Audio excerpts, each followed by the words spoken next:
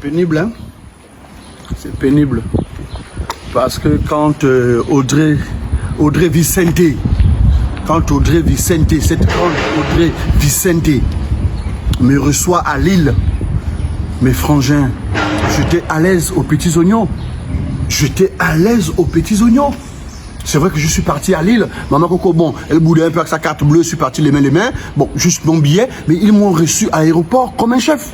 À Roissy, Charles de Gaulle, je t'assure qu'il y avait, comment elle s'appelle, Priscilla Milelji, la charismatique, était accompagnée de Audrey Vicente.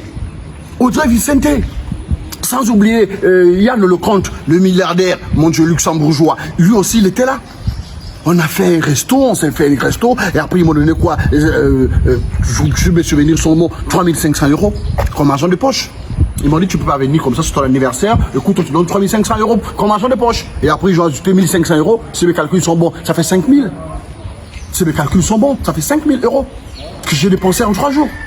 Voilà des gens bien, des gens de confiance, des gens fidèles, des gens vraiment, Seigneur, bénis-les. Bénis-les. Audrey Vicente, c'est une sœur. Priscilla Milelji, la charismatique, c'est une sœur. Yann Lecomte, le milliardaire luxembourgeois, frangin. Même ça là, c'est lui, hein. La All-Star là, c'est lui. C'est Yann Lecomte, le milliardaire luxembourgeois. Regarde, j'étais à Lille.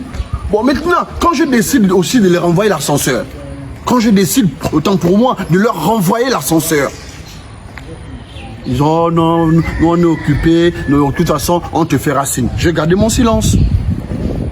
Alors, ils ont voulu me faire une surprise. Ils ont voulu me faire une surprise en venant ici sans rien me dire.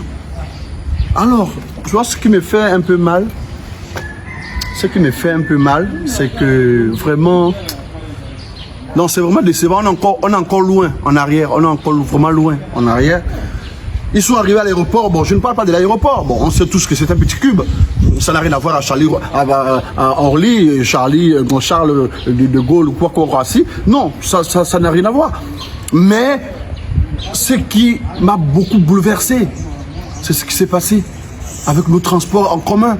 Ils ont voulu me faire une surprise. Donc, ils ont voulu prendre un taxi. Mais le gars est de glace. Avec un tricot, il a des rastas, il sent le chanvre. Le gars est dégueulasse. Mais qui vous a dit qu'on fait le transport comme ça, mon Dieu? Transport en commun. Ils ont refusé, ils ont arrêté un autre taxi. Pareil. Le papa pue. Le bouc. Oh, vous voulez partir où? Oh, il sent mauvais, le papa. Les châssis aux yeux. La crotte des chiens, là, c'est aux yeux. Plein. Le papa. Mais arrêtez. Moi, j'ai fait taxi, moi. Quand maman me refusait l'argent de poche, je faisais taxi.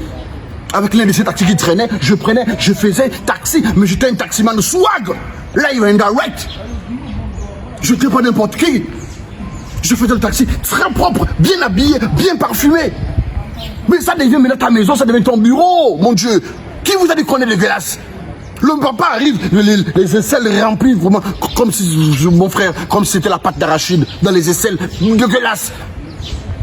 Elles sont parties. Ils ont dit non, on va l'appeler lui-même. Et là, elles m'ont appelé. Audrey Vicente m'a appelé pour me dire, vite, nous sommes là. Au défi. C'est l'eau défi. Donc elle m'a dit, écoute, nous on voulait te faire une surprise, mais c'est gâché. Écoute, viens nous chercher, on est là. Je démarre mon Range Rover, version 2023 de maman. Je démarre, je suis allé le récupérer à l'aéroport. Alors, mais ça m'a fait mal. Mais pourquoi vous nous faites ça, vous les taximens? Pourquoi vous faites ça? On vous dit qu'on doit être sale, comme ça là. Oh. Je comprends que sans toi, ma vie est dans le noir. Je ne vois